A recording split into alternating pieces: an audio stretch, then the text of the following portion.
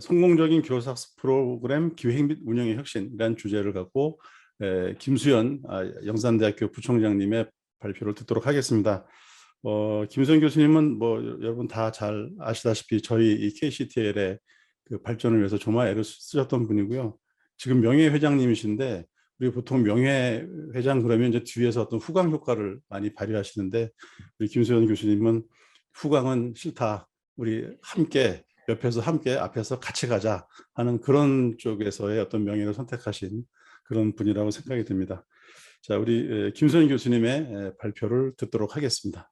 부탁드리겠습니다. 네, 안녕하십니까. 네, 모두 반갑습니다. 네, 유대근 교수님 소개 감사드립니다. 잘 들리시죠? 예, 잘 들립니다. 네. 네, 정말 반갑습니다. 유대근 교수님께서 그렇게 소개해 주시니까 정말 감동입니다. 여러분들하고 항상 함께 하고 싶고요. 또 함께 하기 위해서 노력하고 있습니다. 그동안 정말 고생들 많이 하셨죠. 예, 뭐 대학마다 좀 차이는 있겠으나 거의 최소 뭐 5, 6개월부터 길게는 1년 이상 그 평가, 대학 기본역량 진단부터 뭐 혁신사업까지 다양한 그런 평가들의 핵심에서 준비하시느라 정말 지칠 대로 지치고 뭐 거의 번아웃 되신 분들이 많으실 텐데 결과가 발표가 되자마자 깜짝 놀란 것이 많은 대학들이 이러면 안 되겠다 이런 말씀들을 하시면서 또다시 쉬지 않고 움직이는 그런 모습들을 보게 됐어요. 저도 역시 자극을 받았고 교사학습이 이제는 정말 중요하구나라고 하는 인식들을 이제 하시는 것 같아서 그거는 한편으로 반가우면서도 상당히 마음이 무겁습니다. 아주 무겁게 받아들이고 있고요. 이런 그런 어떤 그 앞으로 3주기가 끝나자마자 뭐 지금 남민우 교수님도 4주기라는 말씀을 하셨지만 우리 바람에는 4주기가 좀 없어지거나 예, 아니면 조금은 가볍거나 이러길 바라는데 예, 저도 남 교수님과 거의 비슷한 전망을 합니다. 거의 똑같다고 해도 과언이 아니고 네, 그래서 이런 부분에서 그런 거의 같은 방향을 보고 같은 전망을 하는 가운데에서 그러면 우리는 어떻게 준비해야 되는가 부족했다면 부족했던 대로 그리고 지금 잘하고 있다면 또 더 한 단계 업그레이드 하기 위해서 어떤 것들을 준비해야 되는가에 대한 고민을 하고 있는 분들이 지금 여기에 와 계신 거라고 생각을 합니다. 여기 들어와 계신 모든 분들이 그런 고민을 하면서 또 발빠르게 준비해야 되겠다라고 생각하는 것 같고요. 저 역시 이번 그 평가를 처음부터 끝까지 제가 지금 1, 2, 3주기 변함없이 이제 총괄을 전체 그 진단을 총괄을 하면서 보고 있는 그 흐름이 명확하게 보입니다. 이제는 명확하게 보여서 그래서 4주기에 대한 그런 부분들도 이제 조금은 자신감을 갖고 말씀을 드릴 수 있을 것 같습니다. 결론은 교수학습이다. 교수학습이다라고 하는 것으로 말씀을 드릴 수 있을 것 같아요. 네, 저도 그래서 같은 방향을 보고 있고 같은 맥락에서 지향점을 갖고 있다 보니 비슷한 내용들이 있는데요. 저는 특히 저희 회장님께서 이제 기획하신 오늘의 직무연수의 그 내용에서 저는 센터장님들께 이제 프로그램의 기획 및 운영에 대한 부분을 말씀을 드리게 됐어요. 어찌 보면 가장 기본이라고 생각이 들거든요. 이런 기본을 굳이 센터장들이 공부를 해야 돼? 학습을 해야 돼? 이렇게 생각을 하실 수도 있는데 제가 1, 2, 3주기 계속 준비를 하면서 느끼는 거 그리고 지금도 여전히 저도 역시 끝나고 발표 나고 나서 또다시 한번 강조한 거 바로 기본이었어요. 기본이 안 돼 있으면 우리가 아무리 포장을 잘 해도 안 된다. 예, 안 된다라고 하는 거였고 그 기본에서 정말 숙련된 그런 우리 실무자들 그리고 우리 센터장님들이 되셔야 된다. 그게 전문성이라고 하는 게 갑자기 어디에서 뭐 화려한 그림을 갖고 와서 되는 것이 아니라 기본에서 출발하자. 그런 면에서 오늘의 내용들도 그런 것에 이제 좀 집중되어 있다. 이렇게 생각을 해주시면 될 것 같습니다. 그러면 기본은 어디에서 출발해야 되는가? 이제 그 부분을 보시면 이제 3번이 가장 핵심적인 내용인데요. 3장이. 근데 1과 2를 보시면 이 기본을 하기 위해서 앞서서 알아야 되는 또 다른 그런 큰 맥락에서의 기본이 바로 사회 변화와 교육의 질관리, 그리고 2장이 대학 발전 계획과 부서 발전 계획에 관련된 부분입니다. 그리고 나서 우리 우리 교사학습의 그런 가장 기본적인 기획, 개발, 운영, 평가에 관련된 것들이죠. 자, 지금 보시는 것처럼 첫 번째 사회 변화와 교육의 질관리는 이미 남민호 교수님이 앞에서 아주 정말 트렌디한 모든 것들을, 거의 모든 것들을 총망라해서 보여주신 것 같아요. 그래서 이 부분은 저는 정말 간단하게 말씀을 드리려고 하고요. 혹시 이번에 이제 그 혁신지원 사업에 보고서, 종합보고서, 혁신지원 사업을 하는 대학들에서 특히 종합보고서요.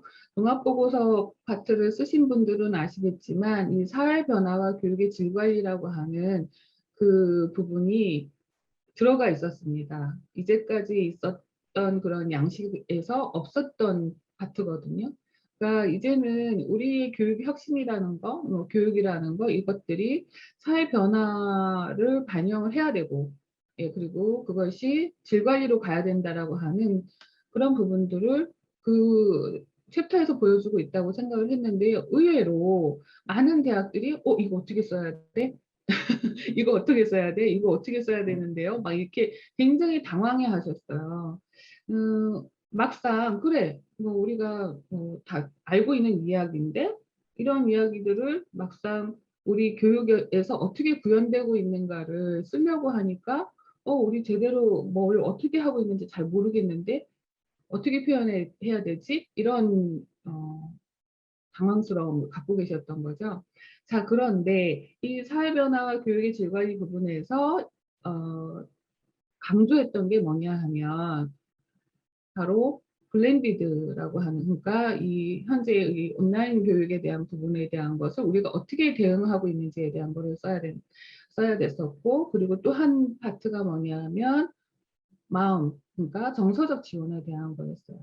결국에 우리가 지금 교수 학습, 그러니까 티칭과 러닝에 대한 이야기를 하지만 이 티칭과 러닝이라는 게 결국에 학생들을 위한 것이고, 학생들은 어떤 그 유기체로서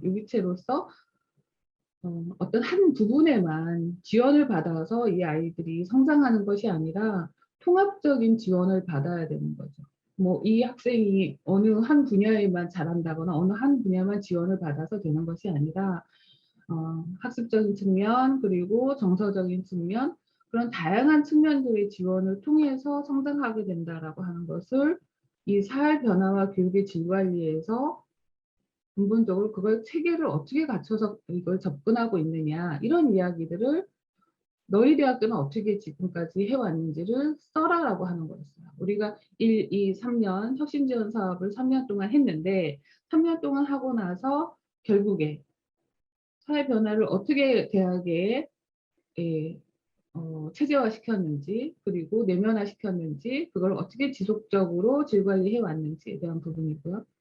자, 또 하나의 이제 중요한 파트가 바로 대학 발전 계획이라고 하는 부분이었습니다. 우리 부서라고 하는 예를 들어서 CTL이라고 했을 때 CTL이라고 하는 것이 진공 상태에 있는 것이 아니라 이 대학이라는 맥락 안에서 있는데 많은 CTL의 그런 그 센터장님과 실무자들께서 오해하거나 또는 그것 때문에 상처받거나 속상해하거나 하는 게 뭐냐 하면 난 내가 하고 싶은 대로 하고 싶은데 왜 이렇게 많은 것들을 요구해 하는 거고 왜 내가 이걸 해야 되느냐라는 이야기를 굉장히 많이 하세요. 실제 제가 이제 전반적으로 다 이제 컨트롤 하다 보면 협업이라는 게 정말 중요해서 다른 부서와의 협업이 되지 않으면 아무리 잘나고 아무리 잘해도 그 부서만을 살릴 수가 없습니다. 반드시 협업이라는 게 중요하고 그래서 남민우 교수님께서도 앞에서 말씀하신 내용이 바로 이런 부분들이고, 그런 것들을 한 가지라도 실천할 수 있는 방법이 무엇일까에 대해서 여러분들에게 오늘 그 팁을 좀 드리고 싶고요. 그런 것들을 배경으로 해서 교사학습 프로그램의 기획 및 운영은 어떤 것들을 챙겨야 되는지 가장 기본적인 것들에 대해서 말씀드리고, 운영 사례 몇 가지 말씀드리도록 하겠습니다. 네, 사회 변화와 교육의 질관이 아까 말씀드린 대로 이제 뭐 거의 이제 곧 끝나겠지라고 하는, 코로나가 끝나겠지라고 하는 그런 희망과 함께 저는 굉장히 긴장이 많이 돼요. 이제 최소한 뭐 이번 학기에 빨리 돌아오겠지만 학생들이 최소한 다음 학기부터 학생들이 전면적으로 다 돌아온다고 했을 때 우리는 그것에 얼마만큼 준비가 되어 있는가. 그래서 모든 부서들에게 그런 것들을 요구를 하고 있고, 특히 CTL에게 그런 것들을 요구하고 있습니다. 무엇이 준비가 되어 있죠? 지금 무엇을 어떻게 했고 무엇을 준비하고 있는지. 자, 그 준비가 무엇이 되어야 하는 것인가에 대해서 이런 이야기들을 하고 있죠. 그래서 이거는 이제 내용들은 다 아실 텐데요. 블렌디드나, 그리고 또는 그 새로운 수업 방식에 대한 그런 기대, 이거는 뭐 교사나 학생이나 다 똑같고요. 네, 그래서 실제로 이제 아까 그 초중고 이야기도 나왔었는데, 이미 우리보다 더 앞서서 더 앞서서 초중고에선 이런 것들을 다 에듀테크 기반으로 블렌디드 클래스룸을 운영을 하고 있고, 플랫폼이 다 만들어져서 운영을 하고 있어요. 자, 여기에서 이렇게 교육받은 아이들이 곧바로 우리한테 온다라고 하는 부분들을 많은 우리 CTL 실무자 그리고 센터장님들께서는 꼭 염두에 두시고, 우리는 그거에 대한 것을 어떻게 대응하고 있고 준비하고 있는지 설계를 하셔야 될 것 같습니다. 자, 이런 여러 미래 학교에 대한 이야기들은 뭐 많은 뭐 유튜브나 이런 데서 얘기가 많이 되고 있으니까 그거는 이제 보시면 될 것 같고요. 아까 이미 남민호 교수님도 이야기를 하셨습니다. 그런데 한 가지 정확하게 제가 다시 한번 말씀드리고 싶은 게 바로 이 부분이죠. 이제 뭐 우리가 HT 얘기 많이 하는데, 아무리 학습을 강조해도, 그리고 데이터 기반을 강조해도 여전히 학생들의 그런 감성적인 부분, 정서적인 부분을 같이 터치를 해주지 않으면 학생들의 동기 유발이 될 수가 없다라고 하는 부분, 이런 부분들을 같이 가야 된다면, 지금 대학의 여러 가지 조직 체계상으로 현재상으로 봤을 때 우리는 학습만 지원하는 것 같지만 그 부분에서 협업이 되지 않으면 이 부분들을 끌고 나갈 수가 없다라고 하는 거죠. 그래서 지금 당장이라도 말씀드리고 싶은 거는 실무자위원회를, CTL, 상담센터 또는 취창업지원센터, 이렇게 실무자위원회를 구성을 하실 것을 강력하게 제안드리고 싶어요. 실무자위원들이라고 하는 건 결국에 우리 실무자 선생님들인데요. 뭐 센터장님들이 들어가는 것도 중요하지만은 실무자들끼리 서로 우리가 어떻게 서로 이거를 정말 퍼즐을 맞추듯이 정확하게는 아니지만 지원을 할 수 있을 건가, 학생들의 학습이라고 하는 것을 두고 지원할 수 있는 영역에 대해서 협업하는 그런 실무자위원회를 제안을 하고요. 상당히 효과가 좋습니다. 실무자위원회 같은 경우에는. 자, 이런 부분들에서 결국에는 이걸 에듀테크 기반으로 가져갈 때 우리 학교의 어떤 통합 관리 시스템을 만든다고 했을 때도, 역시 이런 것들이 우리 것만 주장하는 것이 아니라 이것과 다른 그 영역들, 학생들의 통합 지원을 생각을 할 때, 학습 활동을 할 때 이 학생들의 학습 활동의 어떤 효과성을 끌어내기 위해서 어떤 데이터들이 필요한가라고 하는 것은 그 실무자들과 직접 협업을 하면서 뽑아낼 수가 있어요. 수출해낼 수가 있어요. 절대로 혼자만의 데이터를 갖고 될 수가 없습니다. 그래서 아까 중도 탈락 이야기로 나왔을 때도 바로 그런 맥락이거든요. 학생들의 문제는 절대 단일의 요소가 작용하는 게 아니라 복합적인 요소들이 작용하기 때문에, 특히 요즘 학생들의 정서적인 부분들을 터치할 수 있는 하이터치의 그런 부분들을 우리는 우리 대학은 어떤 데이터로 접근할 것인가에 대한 것들이 분석이 이루어져야 된다. 그게 곧 에듀테크의 가장 기본인데, 많은 실무자들이 착각을 하는 게, 기술력만 있으면 된다고 생각하는 거예요. 그래서 돈 들여서 예를 들어서 사업 땄으니까 뭐 일반 재정 지원 사업 이제 받게 됐으니까 하이테크 기술이 들어오면 그게 다 일순간에 해결된다고 생각을 하시거든요. 절대 그렇지 않습니다. 우리가 그 데이터를 만들어야 되거든요.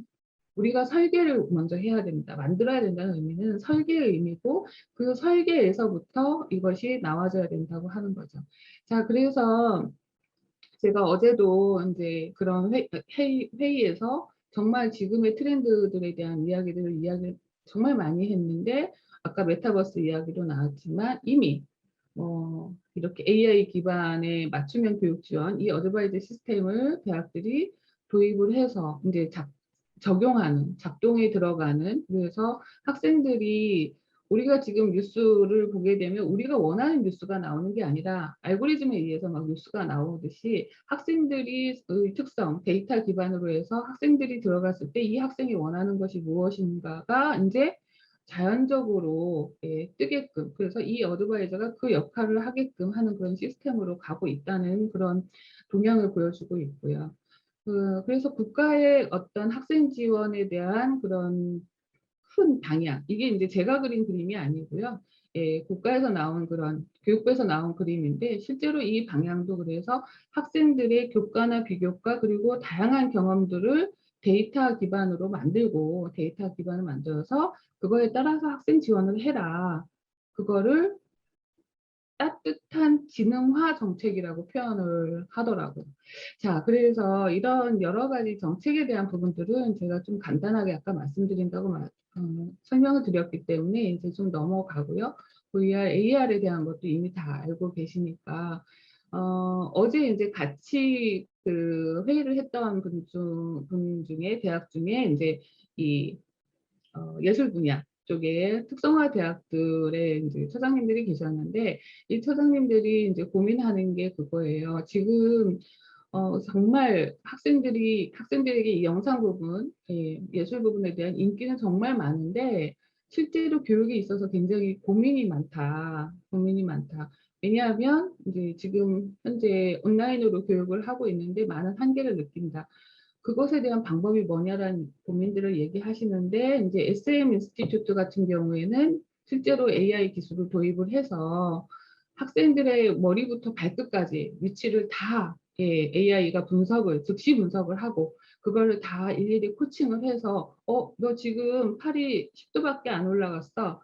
조금 더 몇 도 더 올려 이런 식으로의 어떤 코칭이 AI 코칭이 이루어지고 있다는 거죠. 물론 이런 부분들 기술력까지 다 그런 대학들이 도입하기에는 한계가 있기 때문에 이런 부분에서 고민을 할 수밖에 없고 아까 말씀하신 대로 대학들 간의 연합이라고 하는 그런 그 모임이 아니죠. 연합이라고 하는 어떤 움직임이 이미 시작이 됐고, 그래서 공학계열은 공학계열끼리, 그리고 예술계열은 예술계열끼리 그런 것들이 이미 움직임이 시작이 되고 있습니다. 그래서 SM 인스티튜트 같은 경우는 그래서 디지털 러닝과 그리고 블렌디드 러닝이 이제 같이 운영되는 체제로 해서 그런 여러 가지 SM이라는 브랜드도 있겠지만 그 브랜드를 살려서 학교를 만들고 인스티튜트 만들고 그 브랜드를 통해서 이제 전 세계로 나갈 수 있는 그 기반이 바로 디지털이라고 하는 거죠. AI라고 하는 거죠. 그것을 보여주고 있습니다. 자, 이렇게 각자의 그런 어려운 상황들은 다 있습니다. 그런데 우리가 그런 어려운 상황들을 그냥 이러니까 어려워서 안 돼. 이제 새로운 그 포스트 코비드 시대 때 이런 어떤 준비를 어떻게 해야지라고 하는 게 아니라 이제는 실행에 옮기는 그런 때여야 된다.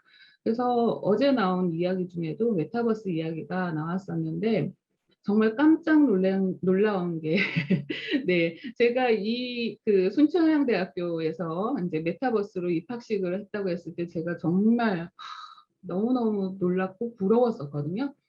예, 이거 뭐 유튜브 들어가시면 다 보실 수 있습니다. 근데 지금은 이제 이게 일반화됐어요. 이게 불과 몇 개월 전인데, 이제 다 일반화됐고, 그래서 지금 현재 입시도 메타버스로 입시를 다 하고 있는 것들을 제가 직접 봤습니다. 직접 봤습니다. 그래서 정말 빠르게 이 기술력들이 변화하고 있는데 이때 우리 CTL은 그럼 무엇을 해야 하지? 예, 우리 CTL들은 이 기술력을 기반으로 무엇을 해야 하지라고 하는 그런 고민을 할 수밖에 없었다라고 하는 거고요. 여러분들 그 레디 플레이어 원이라고 하는 영화 혹시 보신 적 있으세요? 레디 플레이어 원이라고 하는 영화가 이제 스티븐 스필버그가 이제 2018년에 내놓은 영화인데요. 저는 18년에 이 영화를 처음 봤을 때, 와, 미래 세계가 저렇게 된단 말이야? 미래 세계가 저렇게 된다고? 그래서 제가 실은 어떤 기고 글이나 이런 데에 이 레디 플레이 원에 대한 그런 그 인용을 거기에서 제가 느낀 부분들을 이제 기고 글을 쓸 때도 쓰고 했었는데요. 정말 네, 거기서 저는 그게 한 10년, 예, 20년 후에 우리들 이야기일 거다라고, 우리 다음 세대의 이야기일 거다라고 생각을 했는데, 예, 코비드가 나타나면서 불과 2년도 채 안 돼서 그것을 이제 그 영화에서 실제로 예, 이 글라스를 쓰고 가상의 세계에서가 훨씬 더 매력적이고 가상의 세계에서 모든 생활과 학습이 이루어지는 그런 부분들이 이제는 실행이 될 건데 지금 그런 어떤 시행착오들이 굉장히 많이 일어나고 있습니다. 시행착오들이 많이 일어나고 있지만 그 노력을 하는 부분들이 굉장히 놀랍게 적용되고 있다 하는 것을 말씀을 드리고 싶습니다. 그래서 우리는 그럼 그 단계에서 무엇을 해야 되느냐? 바로 그런 VR, AR 기반의 어떤 콘텐츠를 제작하는 그런 노력들이 필요하고 그게 혼자만이 안 되고 같이 협업을 하는 부분. 그러니까 교내에서의 협업도 필요하고 예, 교외에서의 협업도 필요한 공유 체제가 우리에게 필요하다라는 말씀을 드리고 싶습니다. 그래서 이제 이런 어떤 AR, VR 기반 실험 콘텐츠들이 모듈화되고 스택업을 그러니까 이게 작은 것들이 모여서 쌓이고 쌓여서 하나의 그 큰 그런 예, 콘텐츠가 우리에게 영향을 미치게 되는 그런 부분들이 그게 우리의 또 교육 과정이 되고 이런 모든 것들이 이제는 실행이 되고 있는 것. 그래서 대학들의 예를 제가 그래서 가지고 왔는데요.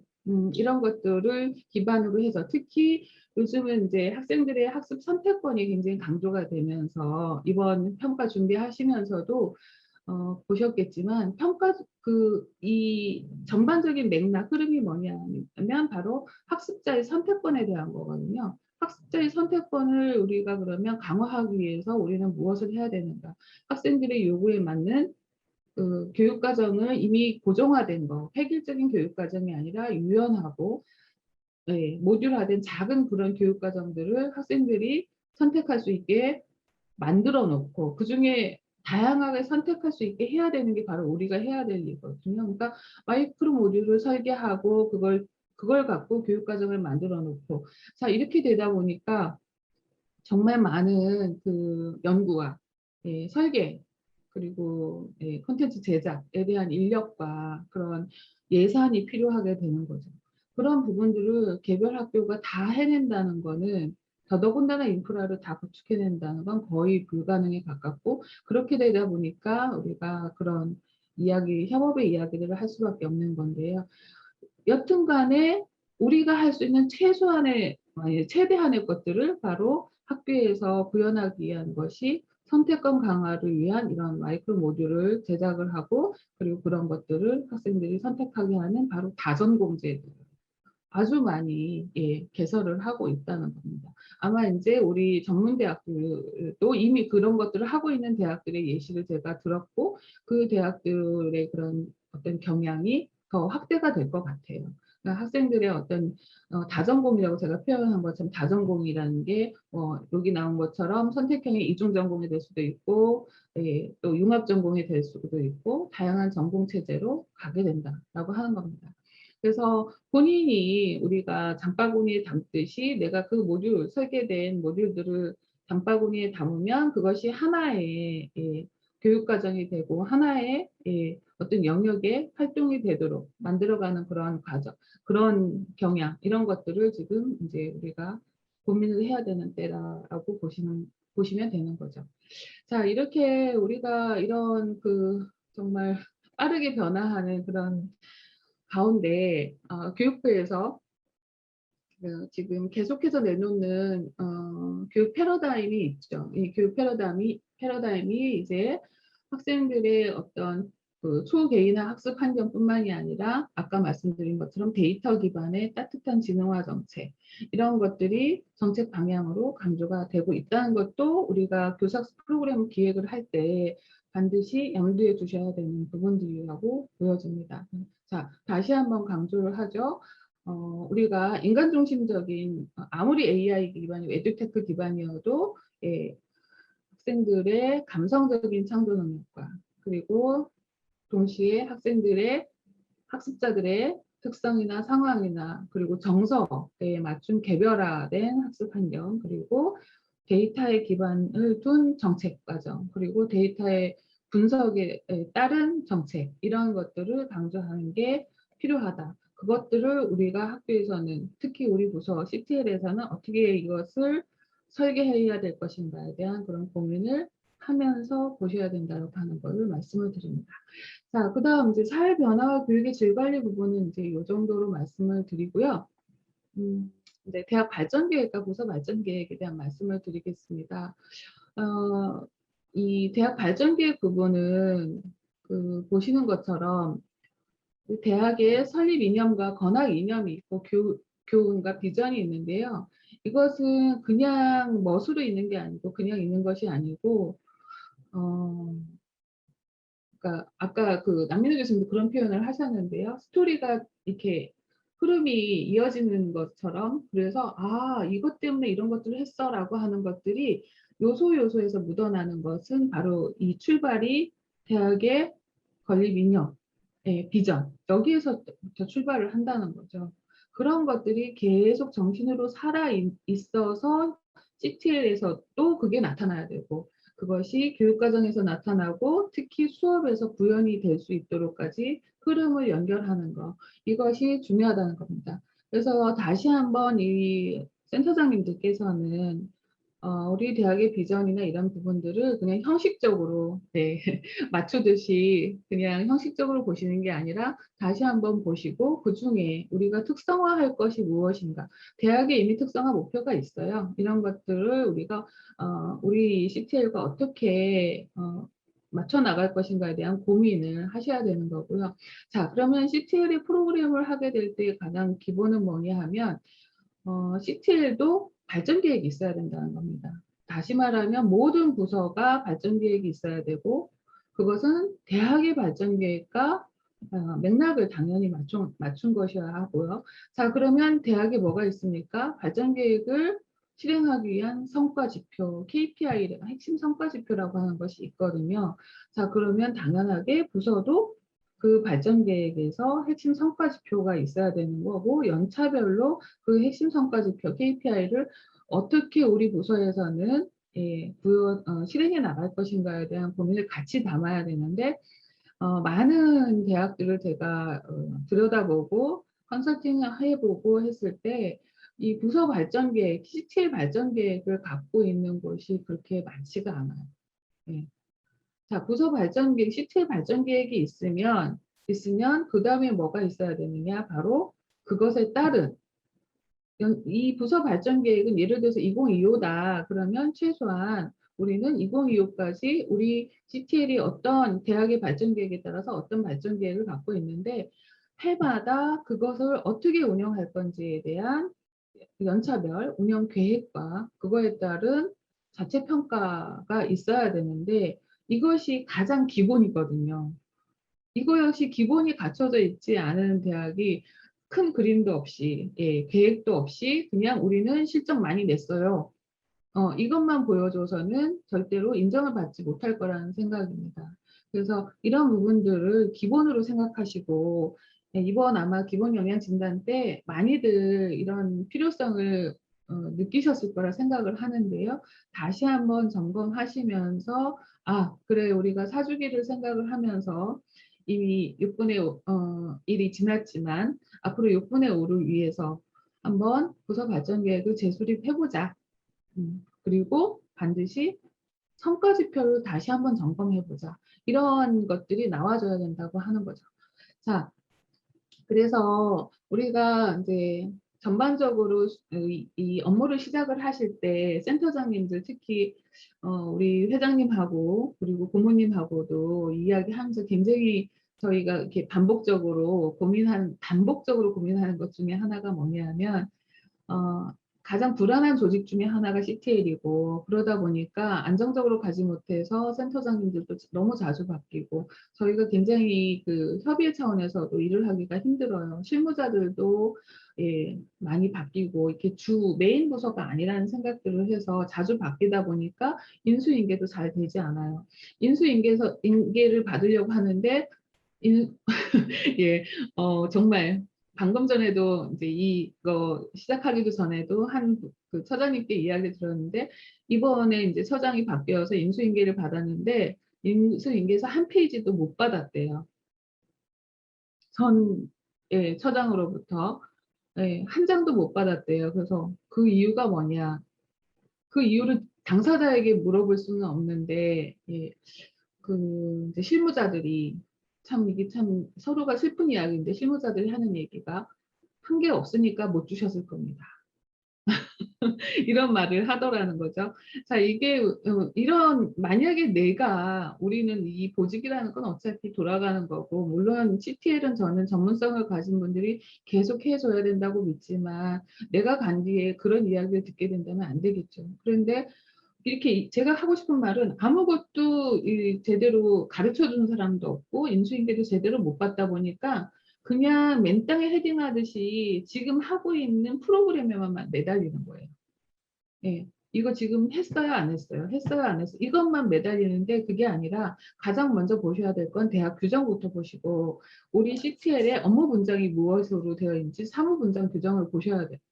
직제 규정을 보시고 사무 분장을 규정을 보셔서 '아, 우리 CTL의 업무가 이거구나.'라고 하는 걸 명확히 아셔야 돼요. 근데 사무 분장 규정도 보지 않고, 심지어 우리 센터의 규정조차도 들여다보지 않고 그냥 무조건 일을 시작을 하신다는 거죠. 그래서 규정 보시고요. 그다음에 지침 보시고요. 그다음에 정말 많이 놓치는 거, 위원회 규정을 보셔야 됩니다. 우리 CTL과 관련된 위원회들이 있게 마련인데요. 가장 기본은 뭐 CTL 운영위원회가 가장 기본이죠. 그런데 내가 다시 말하면 센터장으로서 혹시 당연직으로 들어가는 위원회는 없는지. 예. 내가 당연직으로서 내가 김수현이면 김수현의 이름으로 들어간 위원회가 아니라 CTL 센터장으로서 들어간 위원회는 무엇이 있는지, 내가 거기서의 역할은 무엇인지, 그럼 CTL의 역할은 무엇인지, 바로 거기서 CTL의 정체성이 생겨나는 거거든요. 근데 이런 부분들을 보시지 않으면 나의 정체성을 명확하게 인지를 못하시고 그냥 업무만 하시는 거예요. 그런 다음에 발전 계획을 보셔야 됩니다. 발전 계획. 그 발전 계획은 그래서 우리 대학의 아까 말씀드린 비전과 우리의 어떤 추진 전략과 KPI 성과 지표가 있고요. 그거에 따라서 우리 부서의 비전과 전략과 성과 지표들을 만드셔야 되는 거거든요. 그것이 지금 정합성 있게 가고 있는지부터 다시 한번 점검을 해 보시고, 그런 다음에 보셔야 될 게, 그다음에 바로 우리 업무의 업무 편람 또는 업무 매뉴얼, 뭐 대학마다 명칭은 다양하겠지만 그 업무 매뉴얼은 어떻게 되어 있지? 이거를 보셔야 된다는 거죠.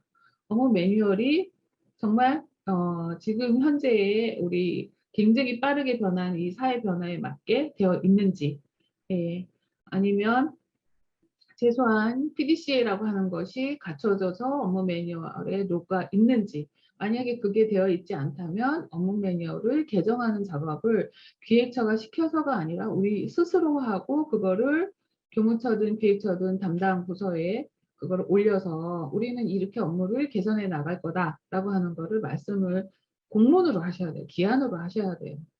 말로 하시는 것이 아니라 기한으로 하셔야 되고, 이게 결국에는 바로 교육 품질에 대한, 아까 교육의 질 관리에 대한 부분이 되는 거죠. 이렇게 해서 자연스럽게 성과 평가, 성과 관리가 되는 건데요. 자, 대학의 발전 계획에 따른 KPI 핵심 성과 지표가 있다고 말씀을 드렸는데, 요즘 대학들이 이 KPI를 만들 때 가장 이제 참고를 많이 하는 게 어 대학의 자체 내에서 생성하는 그런 KPI지만 대부분은 이 평가들, 대내외 평가들과 상당히 밀접하게 관련이 또 많이 되어 있습니다. 그러니까 평가 지표를 충족하면서도 대학의 예 특성화를 만들어 나갈 수 있는 그런 KPI들을 만들어내고 있는데요. 거기에서 우리는 그러면 어떤 특성을 살릴 것인가 이거를 같이 고민하는, 그래서 이제 센터장님들의 역할은 교무처장님, 기획처장님들하고 자, 지금까지 제가 분석한 바에 의하면, 파악한 바에 의하면 이러이러한 우리 CTL은 규정과 위원회와 여러 체계는 이렇게 되어 있고 성과 지표는 이러한데 이것이 대학 발전 계획하고 지금 맞아떨어지는 것인지 아니면 우리가 개선해야 될 것이 무엇인지에 대한 이야기들을 하셔야 된다는 거죠. 예. 그것을 하시고 그 위원회 등을 통해서 개인적으로 아니라 위원회 등을 통해서 그것을 개선해 나가는 역할을 하셔야 된다고 하는 겁니다. 자, 이렇게 해서 우리가 여러 가지 그런 지금 그런 말씀들을 다시 한번 이렇게 도식으로 만들면 하나의 밑에서부터 쭉 올라가는 그런 도식이 되겠죠. 예, 그렇게 보시면 될 것 같고요. 자, 이제는 여기에서 또 한 가지 중요한 게 뭐냐면 바로 예산입니다. 예산. 예산 부분을 인제 많은 그 CTL 센터장님들이 또 인제 어려워하시는 부분 중에 하나가 또 예산인데요. 예산은 이제 기획에서 대학 발전 계획에 따라서 예산을 분배를 하게 되겠죠. 자, 이거는 기획처에서 맘대로 하는 게 아니라 대학 자체 평가를 통해서 환류가 이루어지고 환류를 통해서 발전 계획에서 다시 한번 발전 계획의 재수립 또는 조정이 되면서 예산이 분배가 되는 거기 때문에 실제로 우리가 성과를 내지 못했다면, CTL이 성과를 내지 못했고 그리고 환류를 제대로 못했다면 예산도 자연스럽게 감축이 되거나 떨어질 수가 있어요. 이거는 아주 정답에 가까운 거고 실제적으로는 학교의 여러 가지 또 상황에 따라서 CTL 예산이 그냥 삭감되기도 합니다. 그냥 커트 당하기도 하고요. 근데 일반적으로 커트를 당할 때 당하더라도 일단은 우리는 이런 성과가 있었고 이런 환류가 있고 지금 대학 전반의 사회 변화와 평가의 어떤 방향들이 이런 것이니 이 교수학습의 예산을 이렇게 그냥 무조건적으로 컷할 것이 아니라 한 번 더 예 이런 것들을 검토해 달라라고 하는 것을 역시 기한으로 올려야 됩니다. 아무리 여러분이 말로 가서 사정한다 해도요. 나중에 그거 절대로 흔적으로 남지 않고 여러분들이 했던 말들은 다 허공으로 사라집니다. 네. 그렇기 때문에 다시 한번 그걸 정리해서 최소한 이런 예산을 주십시오라고 예 올리셔야 됩니다, 기한으로. 문서화해서 올리시고 흔적을 남기셔서 그런 부분들이 나중에 '아, 내가 이 일을 하는 동안에 그래도 예산을 확보하려고 노력했구나. 뒤에 후임이 와서도 그런 노력을 했구나.'라는 걸 볼 수 있게 해야 되고요. 그래서 거기서 타당하게 심의를 받으셔야 되는 겁니다. 물론 내가 그런 걸 어필한다고 해서 예산이 그냥 뚝 떨어지는 건 아니에요.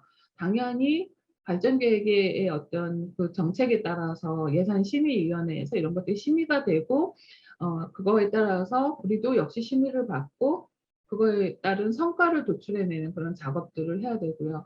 그리고 그 예산을 내가 혼자 확보를 못한다면 학과가 그 예산들을 확보하게 하고 학과와 협업하는 방법은 무엇인지 이런 것들까지 같이 고민을 하시면서 그런 노력들을 해 주셔야 된다라고 하는 겁니다. 그래서 인제 기본적으로 이런 예산을 확보하고 그러니까 편성을 하기 이전에 예산 편성을 하기 이전에 예산을 확보하기 위한 노력부터를 지금 말씀을 드린 거고요. 그 예산을 확보하고 그래서 편성이 됐을 때 그거를 우리가 예 양식에 따라서 계획서와 그런 결과물들을 준비하는 것. 이게 굉장히 중요하다라는 걸 말씀을 드리겠습니다. 그게 곧 그러면 예산을 어떻게 써야 되느냐? 바로 성과 지표를 구현해 내는데 달성해 내는 것하고 예산하고 서로 맞아떨어져야 되겠죠. 그런 부분이 그래서 평가를 할 때도 대학 기본 영양 진단 평가를 할 때도 분명히 이 학습 지원에서 성과 지표가 이러한데 거기에 예산은 없어. 예를 들면 분명히 성과 지표는 굉장히 중요한 것으로 제시가 되어 있는데 거기에 예산이 따르지 않는다. 그러면 아무리 성과가 많아도 실적이 많아도 감점을 당할 수밖에 없는 체제예요. 지금은 구조 자체가. 그렇기 때문에 그것이 같이 따라올 수 있도록 하셔야 된다라고 하는 것을 말씀을 드리겠습니다. 그래서 대학의 어떤 성과 평가라고 하는 건 지금은 아주 명확합니다. 성과 지표가 있고 거기에 따른 조직이 있고 인력이 있고 그리고 예산이 따라오고 그 예산에 따라서 실적과 성과가 연결이 되는 그런 체제가 갖추어져 있는가를 동시에 본다는 거고 그것이 자연스럽게 성과가 날 수밖에 없다라고 하는 기본 가정을 갖고 있다는 거. 그래서 분명히 이제 저도 이번에 뼈아프게 이제 평균점 미만을 받은 지표들이 있는데 그 지표들에서는 분명히 원인이 있다는 거죠. 그 원인을 지금 파악을 하셔야 되는 거고 그게 지금 말씀드린 것처럼 조직인지 인력인지 예, 그리고 예산인지 우리가 그럼에도 불구하고 참여 유인 체제가 굉장히 미흡해서 실적이 적은 건지 예, 실적은 엄청 많은데 그거에 대한 분석이 제대로 되어 있지 않아서 성과를 도출해내지 못한 건지 이런 것들에 대한 것들을 지금 현재 이제 그냥 점수가 낮네. 또 다들 나를 엄청 비난하겠지. 뭐 이런 생각만 갖고 계시고 내가 도망가야지 이런 게 아니라 그게 아니라 한번 이런 분석을 통해서 다시 한번 정리하고 이거를 피드백을 함으로써 우리 대학이 이렇게 해야지 앞으로 학생 지원이 제대로 된다. 그러니까 학생 지원이라고 표현하는 게 학습이든 진로든 상담이든 이런 영역들을 같이 지원을 해야 된다라고 하는 것을 말씀을 하실 필요가 있다라고 하는 겁니다. 그래서 이렇게 이제 성과 평가 특위에 대한 부분들을 말씀을 드렸고요. 교사학습 프로그램의 이제 기획 및 운영에서 제가 이번 기본 영양 진단의 편락을 기초로 해서 말씀을 드릴 거예요. 이미 다 알고 계신 거예요. 근데 이제 편람에서 우리 CTL과 관련된 학습 부분에 대한 거 이미 다 알고 계시죠? 자, 또 어떤 게 있었죠? 3주기에 우리 학습과 관련된 지표 중에 뭐가 있었죠? 학습 역량 그 지표만 있는 것이 아니라 네, 수업 관리 부분에서도 우리 학습과 관련된 지표들이 있었죠. 예, 그러면 학습만 우리는 이 평가를 이번에 예를 들어서 그 전문대학의 그 기본 역량 진단 지표에서는 학습 역량 지표만 실은 있었는데요. 일반 대학에서는 교수와 관련된 지표가 하나가 더 있습니다. 예, 그래서 오늘 그것도 같이 말씀을 드리려고 합니다. 결론적으로 말하면 지금 현재 전문대학은 예, 그 교수와 관련된 부분은 없지만 일반 대학이 있기 때문에 오늘 한 번 더 그걸 보시게 되면 뭐 편람 찾아보시면 아시겠지만 제가 설명을 드리면 더 빠르게 이해하실 거고 결론적으로 CTL은 예, 교수와 학습 그리고 이제 이러닝이라는 부분까지도 다 방법론으로 지원을 해야 된다는 걸 아시게 될 겁니다. 그래서 학습 역량은 대학이 학생의 학습 능력 향상을 위해서 전문성을 갖춘 예, 학습 역량 지원 조직을 구성을 한다. 인력과 전담 조직을 구성을 하고 체계적인 학습 역량 강화를 위한 비교과 프로그램을 운영하는 것이라고 되어 있습니다. 그래서 정규 교과가 아니고 비교과인 거죠. 자, 그렇게 이제 우리가 이 지원이 적절하게 이루어지고 있는지를 이제 진단을 했는데 이번 보시면 다양하고 체계적인이라고 되어 있어요. 그렇기 때문에 참 어려운 점이 뭐냐 하면 그 인력들이 학생들의 학습의 어떤 그 요구 부분이 상당히 다양한 분야에서 다양한 영역에서 일어나는 것을 우리가 수렴을 해야 되고 그 다양성과 동시에 체계성을 추구해야 되는 어려움이 있었다는 거죠. 그래서 진단의 주안점이 보시면 체계성에 대한 거 그리고 인력의 전문성에 대한 거 그리고 개발 운영 실적에서는 사전 조사, 분석, 결과 반영, 그리고 프로그램 내용 구성의 구성 및 내용의 체계성, 그리고 나아가서 운영 실적의 우수성까지 그러니까 체계성까지만 본 게 아니라 그래서 그것이 얼마만큼 우수했는지를 봤고 또 한류 체계에서도 역시 한류 체계가 얼마나 체계적으로 되어 있고 프로그램 개선 실적이 얼마나 우수한지를 봤습니다. 그래서 여기에서 보면 우리가 그냥 프로그램 개선에 대한 부분들도 많은 CTL 센터장님들이 저한테 질문한 것 중에 하나가 그러면 우리가 그 프로그램 하나하나 때마다 만족도 조사하니까 그걸 우리가 PDCA를 돌리면 개선한 거 맞지요? 이렇게 말씀을 하시는데요. 여기에서 요구하는 거는 그 단위 프로그램 하나하나 플러스 전체 학습에서 예를 들면 기초학습이면 기초학습 영역에서의 통합 개선, 예, 그리고 학습 영역 전체에서의 프로그램 개선. 그래서 프로그램 개선이라고 하는 전체가 통합 관리가 돼서 어떻게 한류가 됐는지까지 요번에는 요구를 하고 있었거든요. 실제 편람을 보면. 근데 이제 편람의 그런 부분들을 좀 이렇게 이해가 미흡한 경우들이 꽤 있었던 것으로 제가 압니다. 그래서 프로그램 지금 여러분들이 하셔야 되는 것 중에 중요한 것 중에 하나가 뭐냐면 전반적으로 단위 프로그램 예를 들면 우리가 기초학습 능력 향상 프로그램이면 뭐 영어 기초학습 능력 향상 프로그램 그거 하나에 대한 개선을 보시는 게 아니라 지금은 전반적인 학습이면 학습 역량 프로그램의 전반적인 프로그램 개선에 대한 것들을 보셔야 돼요. 그래서 이 부분에서는 지금 예산이 적절한지 인력 배치가 적절한지 그래서 프로그램 개선 전체가 균형감 있게 아까 본 것처럼 전체적으로 다양성이 있으면서도 균형감 있게 프로그램 개선이 되고 있는지 이것이 프로그램 개선 실적 보고서로 나와줘야 되거든요. 프로그램 개선 실적 보고서로 나와줘야지만 그것이 하나의 실적이 됩니다. 그런데 지금 많은 분들이 그냥 개별 단위 프로그램만 생각하시는 것은 제가 봤을 때는 아니다. 그러니까 지금 요거를 좀 하셔야 될 때다. 이렇게 말씀을 드리고 싶습니다. 그래서 지금 그 하나하나 기술 부분으로 들어가 보시면 아까 제가 말씀드린 것처럼 규정, 조직, 인력이 있는데 규정도 어떤 대학들을 보면은 그냥 CTL에 관련된 규정만 제시하는 그런 대학이 있는 반면에 대학 전체 차원에서 이건 벌써 대학 발전계획과 연계해서 보고 있다는 거죠. 우리 CTL이라고 하는 그 조직을. 그래서 대학 전체 차원에서의 규정도 우리 것과 관련된 부분이 있다면 그게 뭐 국제 그 글로벌이든 아니면 뭐 평생이든 어디든 간에 우리와 관련되는 그런 그 규정이 있다면 그걸 같이 제시하는 데가 있고 그것을 우리가 지원하는 조직이 학습이 이 CTL만 있는 게 아니라 학생의 학습 역량은 그래서 뭐 글로벌 조직도 국제 조직도 있고요. 국제 협력 센터라고 해야 되나 이런 센터나 원이나 이런 조직도 그 학습을 지원을 하는 조직이 있고 우리 CTL은 그러면 어떤 역할이냐?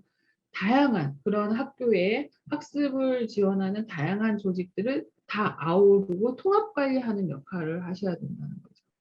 통합 관리하는 역할. 그 역할에 대한 거를 제안을 하셔야 됩니다. 제안을 하셔야 돼요. 자, 그래서 이런 규정이나 지침을 단지 우리 CTL 것만 보는 것이 아니라 전체적으로 들여다보시고 그것이 내 업무, 우리 CTL 업무와는 어떤 연관성을 갖고 있고 그중에서 우리의 정체성은 무엇인가를 다시 한번 점검하시고 그것에 따른 조직 구성과 지원 인력이 어떻게 배치가 되어 있는지를 보시는 거. 그래서 점차 전문성에 대한 거는 강조가 되기 때문에 이거는 계속해서 어필을 하셔야 되고요. 이러한 내용들이 있는데 지금 보시면 이렇게 우리가 개발 운영 실적 이거 다 하시느라 엄청 고생하셨잖아요. 얼마나 힘드셨습니까? 저도 정말 많이 힘들었는데 여기에서 많이들 놓치시는 게 네 번째예요. 증빙 자료에. 그래서 프로그램의 성과 보고서, 우수 사례집 이런 부분들도 우리가 이 일을 하면서 있어야 되는 거죠. 기본적으로 있어야 되는 거죠. 근데 그냥 우리가 이 프로그램 잘했어 이걸로 대부분 끝나거든요. 근데 CTL의 다양한 그런 그 사례들을 모아서 우수 사례집도 만들고 나중에 뭐 3년 후에 사주기를 만약에 할 때도 우리 이 우수 사례집에서 이 우수 사례를 가져왔어요가 돼야 된다는 거죠. 갑자기 평가에서 우수 사례, 아까 우수성을 보여주라고 하니까 우수 사례를 제시하라고 하니까 갑자기 우리가 막 회의하고 머리 굴려서 야 이거 우수 사례 만들자 이게 아니라 차근차근 지금부터 우수 사례집이 만들어지고 거기에서 도출이 된 우수 사례집이 일관성 있게 보여져야 된다는 겁니다. 그렇게 봐주시면 좋을 것 같고요. 그래서 아까 말씀드린 대로 프로그램에 대한 개선 실적도 프로그램 만족도 조사 이거는 당연히 하죠. 근데 프로그램 개선 설문조사를 따로 하셔서 이게 바로 그 의미예요. 프로그램 개선 설문조사를 따로 하셔서 프로그램 전반에 대한 개선 설문을 하고 또는 뭐 FGI를 하시거나 이런 것들을 하셔서 다시 한번 프로그램에 대한 점검, 전체 프로그램에 대한 균형성과 체계성에 대한 점검을 해서 환류를 하시고 이게 지금 환류 파트잖아요. 이 환류의 어떤 환류 체계라고 하는 것은 만족도 조사 하나만 생각하시고 이번 3주기 때도 우리는 만족도 조사 말고는 다른 게 없다라고 말씀하시는 분들이 대부분이었어요. 환류 체계가 없다. 그래서 만족도 조사 하나밖에 없다라고 말씀을 하시는 경우가 대부분이었는데 그것을 만드셔야 됩니다. 그게 뭐냐면 예를 들면 지금 얘기한 것처럼 프로그램 개선에 대한 설문 또는 FGI 그리고 또 한 가지 외부와 연계된 그런 평가들입니다. 그래서 외부와 연계된 평가는 뭐 예를 들면 지금 네이즐도 있고 여러 외부에서 객관적으로 실시하는 그런 교수학습과 관련된 그런 진단들이 있거든요. 그런 진단들을 개별 대학들이 지금 상당히 많이 소홀히 하는 경향이 있어요. 그런데 그것들을 좀 챙겨서 이제는 좀 해주셔야 된다라고 말씀을 드리고 싶습니다. 자, 그 다음에 또 한 가지 이제 우리가 학습 역량 말고 이제 학생 평가에서 학사 경고 이거는 앞에 남민호 교수님도 말씀을 하셨는데 학사 경고 관리 체계에 대한 거 이것도 우리와 관련되는 거고요. 자, 그 다음에 이제 교수 학습과 관련해서 특히 교수 영역 우리 전문대학에는 없었던 그 영역 일반 대학에는 있는 게 바로 이 교수 학습과 관련된 부분입니다. 그래서 교수 학습 방법 개선 노력이라고 해서요. 교육과정이라는 그 영역이 있었잖아요. 우리는 교육과정 영역에 산학협력이 들어가 있었잖아요. 교양과 전공과 산학협력이 들어가 있었는데 일반 대학은 교양과 전공과 교수학습이 들어가 있었습니다. 그리고 그 교수학습의 내용을 뭐라고 했냐면 여기에 나온 것처럼 대학의 인재상, 학내 교육 수요 및 환경 분석 등을 통해서 학습 경험의 질 제고를 위해서 도출된 학습 경험의 질 제고를 위해 도출된 다양한 교수학습 방법 개선 노력을 의미한다라고 정의가 내려져 있습니다. 그러면서 여기에서 단서 조항이 교수자를 대상으로 한 교수학습 방법 개선 노력만 의미한다라고 되어 있습니다. 결국에 교수 지원인 거죠. 그리고 교수학습 방법 개선에 대한 걸로 딱 포커싱이 되어 있었고요. 그렇기 때문에 대부분의 일반 대학들 더군다나 이게요 이번에 그 교육과정 파트는 이제 페이지 분량이 꽤 있었잖아요. 대부분 5페이지 뭐 8페이지 이런 식으로 페이지 분량이 있었는데 교사학습 방법은 딱 2페이지만 제시를 하라고 되어 있었어요. 딱 2페이지인데 점수는 교육과정 우리가 이제 전문대학은 6점 교양이 그리고 전공은 12점이었잖아요. 근데 일반 대학 같은 경우는 교양 7점, 전공도 7점, 그 다음에 교수학습 방법 6점이었어요. 1점 차이였어요. 1점 차이였는데 페이지 분량은 2분의 1도 안 됐었어요. 2페이지. 정말 여기에서 판가름이 날 거다라고 다들 이야기할 정도로 완전히 초집중해야 되는 그런 지표 중에 하나였습니다.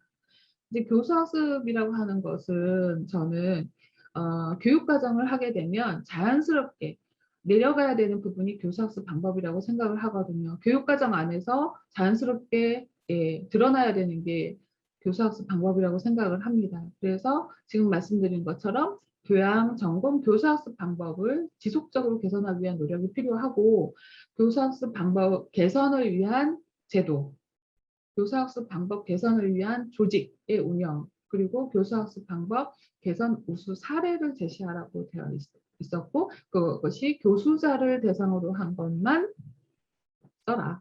이렇게 되어 있었습니다. 자, 여러분들 뭐 이거는 저는 평가를 위해서 준비하시라고 말씀드리고 싶지 않고요.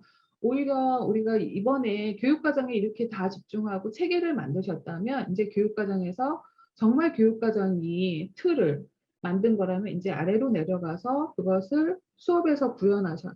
수업은 바로 곧 교사학습 방법의 개선으로 연결이 되어야 된다라고 하는 것을 이제 고민하셔야 된다는 겁니다. 자, 이렇게 해서 이제 제가 그 지표에 대한 걸 말씀드렸고, 제가 이제 인천재능대에서 있었던 부분에서 이제 말씀을 드리면, 저는 그렇게 생각합니다. 이 CTL을 하면서, 운영을 하면서, 그래, 이 평가도 좋고, 사회 변화도 좋고, 다 좋은데, 막상 우리가 일을 하려면 이 내부에서 우리 CTL 조직이 정말 유기적으로, 역동적으로 돌아가야 되는데, 평가 때문에 한다.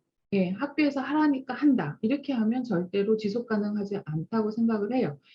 그래서 내부적으로 먼저 우리가 우리 CTL의 미션이 뭐고, 우리 CTL의 비전은 무엇이고, 우리는 무엇을 어떤 가치를 지향하느냐에 대해서 브레인스토밍 하듯이 만드시고, 그것을 우리가, 그래, 우리 학생들의 성장을 위해서 우리 CTL은 이런 가치를 만들어 가자라고 하는 거를 내부적으로 먼저 좀 공감대를 형성을 하셨으면 좋겠어요. 그런 공감대를 갖고 그거를 이렇게 만들어서 붙여놓고 다시 한번 우리의 가치가 저것이지, 우리의 비전이 저것이, 평가도 잘 맞춰야 되지만, 예, 사회 변화도 따라가야 되지만 우리의 사명과 비전이 이런 것이니 우리가 다시 한번 마음을 모아서 시작해보자. 저는 가장 먼저 선행돼야 될 것이 이 부분이라고 생각을 합니다. 그게 한 명이든, 실무자 한 명이든 두 명이든, 센터장하고 실무자 두 명이어도 우선 우리가 그걸 만들고, 그 다음 후임 센터장이 오더라도, 우리가 만들었던 미션이 이건데, 다시 한번 이거를 인수인계 해주고, 이것을 조금 더 업그레이드 하신다면 얼마든지 뭐 그거는 그들의 몫이죠. 물론 이런 것들이 여러분들이 일을 해나가는데 동력이 되실 거라 생각을 합니다. 네, 그래서 이렇게 발전 계획과 일관성 있는 그런 CTL만의 목표를 만드시고 중장기 발전 계획을 만드시고 우리만의 업무 절차들을 만들어내고 그것이 업무 매뉴얼화돼서 시스템으로 돌아갈 수 있도록, 그래서 그것이 우리의 경쟁력이 되도록 해주셨으면 좋겠고요. 자, 여기에서 기본적으로 챙겨야 될 것은 이미 거의 다 설명을 드렸기 때문에 아시는 것이기도 하고요. 그렇지만 기본적으로는 KPI, 아까 말씀드린 대로 성과 지표를 저 같은 경우 인프라 측면, 예, 그리고 실제로 교수학습 실행 측면, 성과관리 측면에서 KPI들을 항목화하고 세부 항목을 만들고 성과 목표를 만들어서 연도별 성과 목표대로 우리가 가고 있는지를 매해마다 체크하시고 그것을 매해마다 연말에 자체 평가하면서 평가를 하시고 그것을 완료하시는 그런 노력을 해 주셨으면 좋겠다 하는 겁니다. 그래서 이제 기획 단계에서 가장 먼저 필요한 것이, 그래서 다시 한번 정리하자면 상황 분석, 요구 분석, 우리가 대내외 환경 분석이라고 하는 건데요. 그래서 사전 조사와 잠재적 학습자들을 분석을 하고 요구 조사를 하기 위한 상황 분석을 하기 위한 도구를 개발을 하는 거. 근데 벌써 여기에서 막혀요. 도구를 어떻게 만들어요? 네, 도구를 어떻게 해야 돼요? 이거 센터장님 만들어 주세요. 예, 아니면 이제 센터장님 이게 뭔지 모르니까 기획처에서 이거 줘야 되는 거 아니야? 이렇게 이제 막 말씀하시거든요. 이 도구에서 막히는데 이제 이런 것들을 서로 공유를 하면서 다른 CTL에서는 이 요구조사는 어떤 방식으로 하고 있고 요구조사를 어떻게 기획하고 어떤 툴을 쓰는지, 그래서 거기에서부터 배워오시고 우리 것에 적용도 하시고 업그레이드 하시고 커스터마이징 하시면 된다고 생각을 하고요. 도구가 굉장히 중요합니다. 이게 끝까지 나중에 성과 관리까지 연결이 되기 때문에요. 그래서 그 요구조사한 결과를 반드시 보고하고 문서화시켜서 기안으로 만들어 놓고요. 그다음에 우리가 갖고 있는 자원, 인적 자원, 물적 자원, 그리고 재정에 대한 자원, 그리고 정보 자원 이런 부분들에 대한 조사를 하시고요. 프로그램 설계를 하시면 되겠습니다. 그래서 목표와 이제 가장 많이들 말하는 게 목표를 설정하고 내용과 방법을 이제 선정을 하는 것이 이제 가장 기본이잖아요. 거기에다가 우리는 그러면 이 내용들을 누가 할 거냐, 이제 강사를 선정하는 부분까지 있는데요.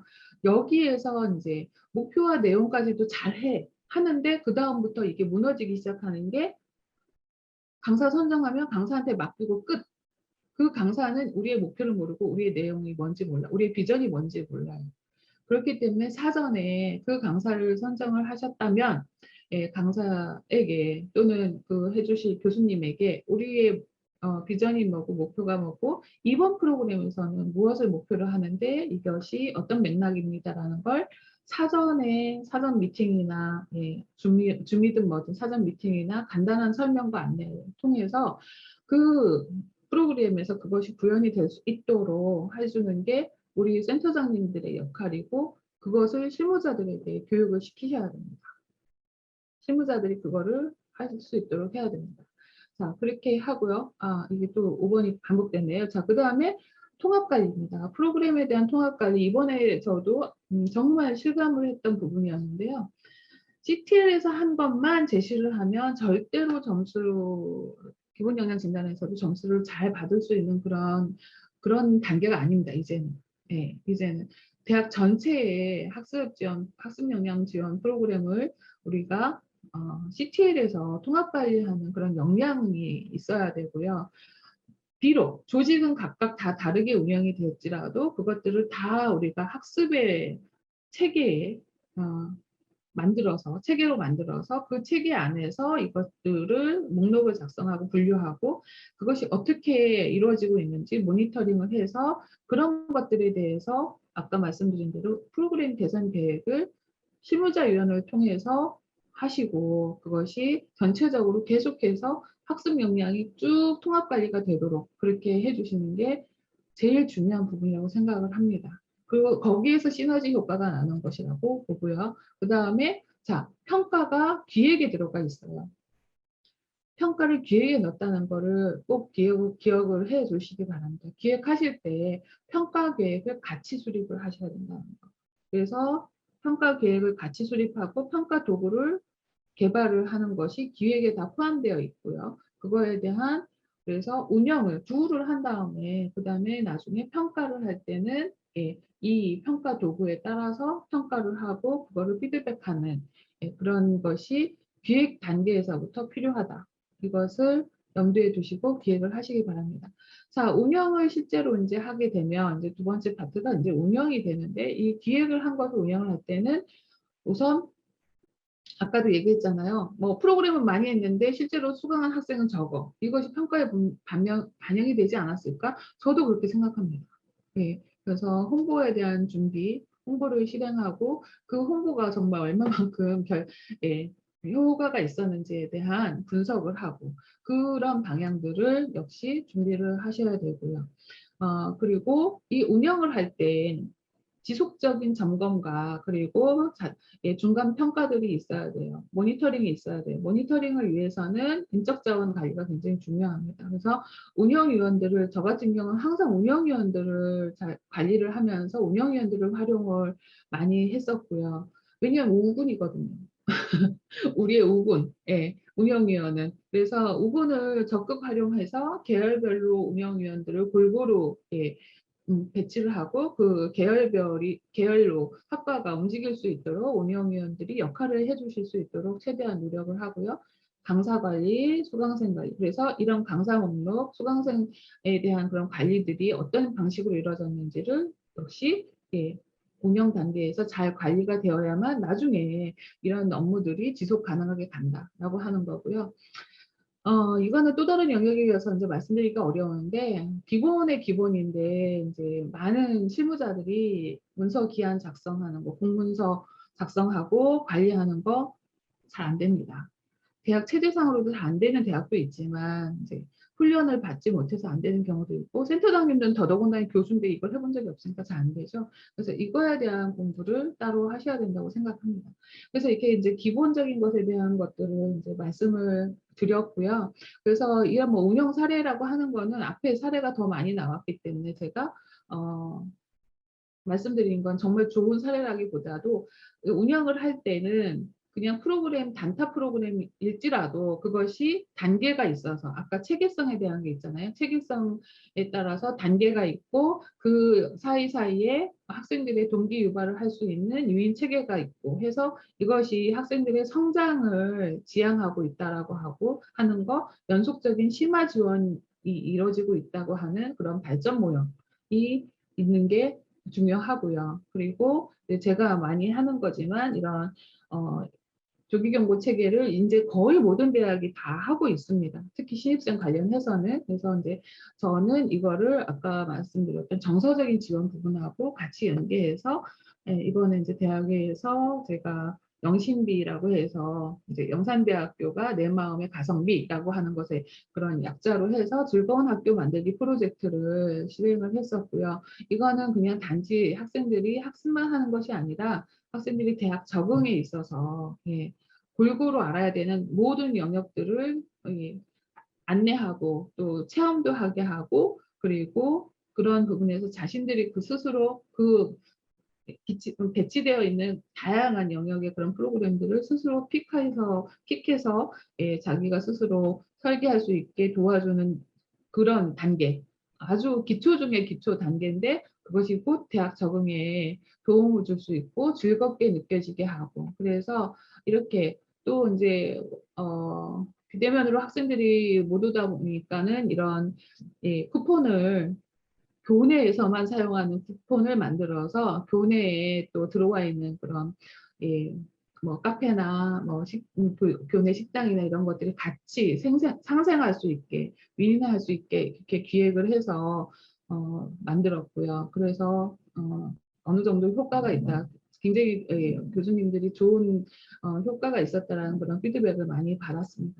그러니까는 어느 한 가지만 되는 것이 아니라 서로 상생해야 된다, 협업해야 된다라는 걸 말씀드리고요.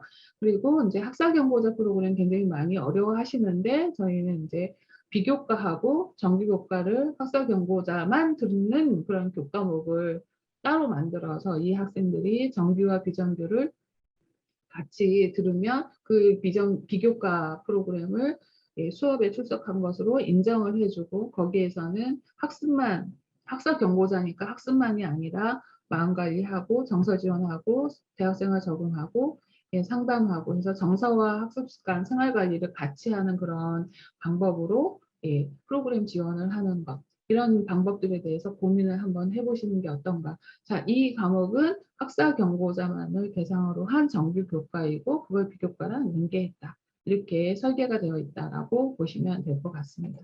네, 그래서 블렌디드, 우리가 처음 제가 말씀드린 거에서부터 블렌디드 방식과 학생들의 정서적인 지원과 그리고 다양한 방식으로 참여를, 학생들이 학습자의 학습 선택권을 살려서 다양한 방식으로 참여할 수 있게 유도를 하고 하는 그런 방법을 살려서 프로그램을 설계하는 노력, 이 부분으로 뭐 정말 잘했다라기보다 한 예시로 그렇게 말씀을 드리겠습니다.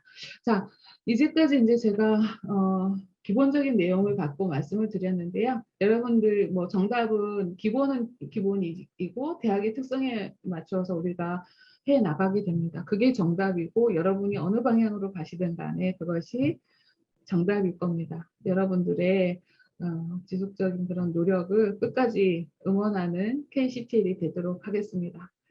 지금까지 경청해 주셔서 감사합니다.